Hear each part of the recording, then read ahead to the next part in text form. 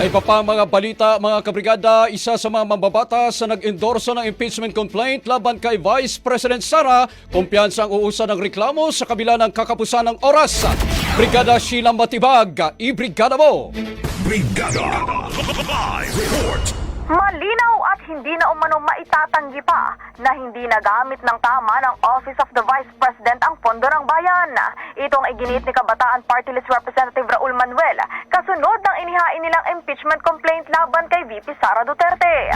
Sa panayam ng Brigada News sa Manila kay Manuel, sinabi nitong kumpiyansa silang uusad ang impeachment complaint dahil sa mga lumalabas na mga questionableng impormasyon gaya na lamang ng paglitaw ng pangalang Mary Grace Piatos.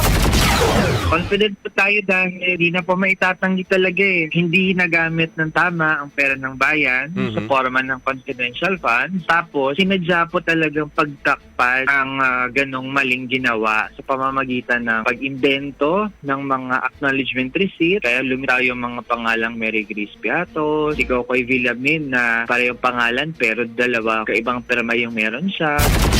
Ang mga bagay anya na ito ay hindi lang basta-basta mangyayari. Idiniin niyang nangyari ito dahil sa utos ni Duterte. So yung mga yun, hindi po yun parang aksidente na nangyari yung mga yun. Sabihin talaga, sadyang nangyari dahil inutos na walang iba kundi ang nakaupong Vice Presidente si Sara Duterte. Sa huli, nanindigan si Manuel na ang ganitong mga klaseng opisyal ay hindi na dapat pang manatili sa kanilang pwesto kaya nararapat lamang na tuluyan na itong ma-impeach.